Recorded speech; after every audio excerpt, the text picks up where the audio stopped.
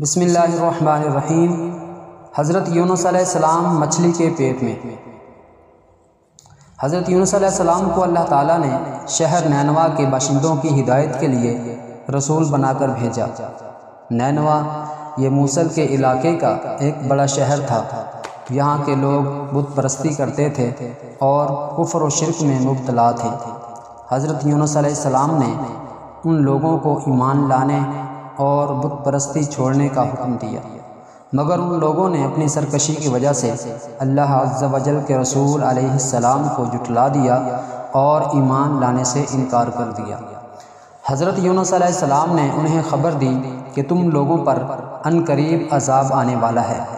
یہ سن کر شہر کے لوگوں نے آپس میں مشورہ کیا کہ حضرت یونس علیہ السلام نے کبھی کوئی جھوٹی بات نہیں کہی، اس لیے یہ دیکھو کہ اگر وہ رات کو اس شہر میں رہیں جب تو سمجھ لو کہ کوئی خطرہ نہیں ہے، اور اگر انہوں نے اس شہر میں رات نہ گزاری تو یقین کر لینا چاہیے کہ ضرور عذاب آئے گا۔ رات کو لوگوں نے یہ دیکھا کہ حضرت یونس علیہ السلام شہر سے باہر تشریف لے گئے، اور واقعی صبح ہوتے ہی عذاب کے آثار نظر آنے لگے کہ چاروں طرف سے کالی بدلیاں نمودار ہوئیں اور ہر طرف سے دھواں اٹھ کر شہر پر چھا گیا۔ یہ منظر دیکھ کر شہر کے باشندوں کو یقین ہو گیا کہ عذاب آنے ہی والا ہے، تو لوگوں کو حضرت یونس علیہ السلام کی تلاش و جستجو ہوئی، مگر وہ دور دور تک کہیں نظر نہیں آئے۔ اب شہر والوں کو اور زیادہ خطرہ اور اندیشہ ہو گیا، چنانچہ شہر کے تمام لوگ خوف خداوندی سے ڈر کر کانپ اٹھے اور سب کے سب عورتوں، بچوں، بلکہ اپنے مویشیوں کو ساتھ لے کر اور پھٹے پرانے کپڑے پہن کر روتے ہوئے جنگل میں نکل گئے، اور رو رو کر صدقے دل سے حضرت یونس علیہ السلام پر ایمان لانے کا اقرار اور اعلان کرنے لگے۔ شوہر بیوی سے اور مائیں بچوں سے الگ ہو کر سب کے سب استغفار میں مشغول ہو گئے اور دربار خداوندی میں گڑ گڑا کر گریہ زاری شروع کر دی۔ جو مظالم آپس میں ہوئے تھے ایک دوسرے سے معاف کرانے لگے، اور جتنی حق تلفیاں ہوئی تھیں سب کی آپس میں معافی تلافی کرنے لگے۔ غرض سچی توبہ کر کے خدا عز و جل سے یہ عہد کر لیا کہ حضرت یونس علیہ السلام جو کچھ خدا کا پیغام لائے ہیں ہم اس پر صدقے دل سے ایمان لائے۔ اللہ تعالیٰ کو شہر والوں کی بے قراری اور مخلصانہ گریہ زاری پر رحم آیا اور عذاب اٹھا لیا گیا۔ ناگہاں دھواں اور عذاب کی بدلیاں رفع ہو گئیں، اور تمام لوگ پھر شہر میں آ کر امن و چین کے ساتھ رہنے لگے۔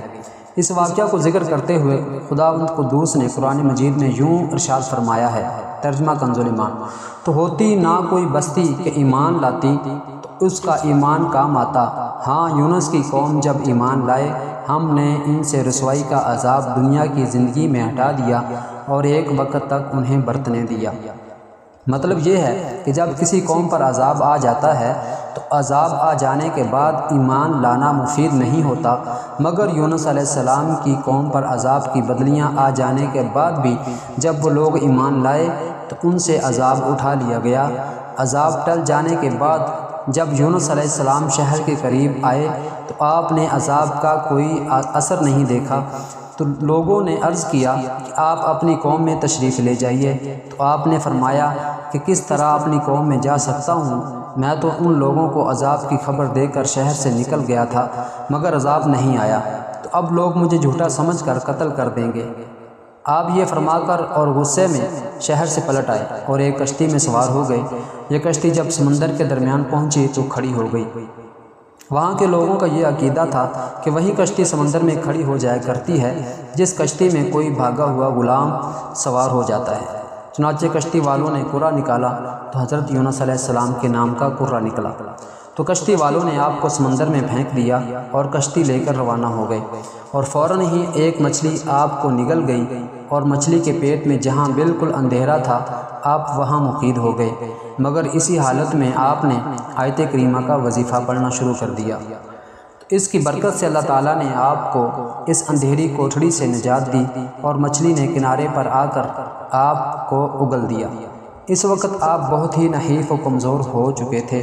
خدا عز و جل کی شان اس جگہ کدو کی ایک بیل اگائی اور آپ اس کے سائے میں آرام کرتے رہے۔ پھر جب آپ میں کچھ توانائی آ گئی تو اپنی قوم میں تشریف لائے اور سب لوگ انتہائی محبت اور احترام کے ساتھ پیش آ کر آپ پر ایمان لے آئے۔ حضرت یونس علیہ السلام کے اس دردناک واقعہ کو قرآن کریم نے ان لفظوں میں بیان فرمایا ہے۔ ترجمہ کنز الایمان۔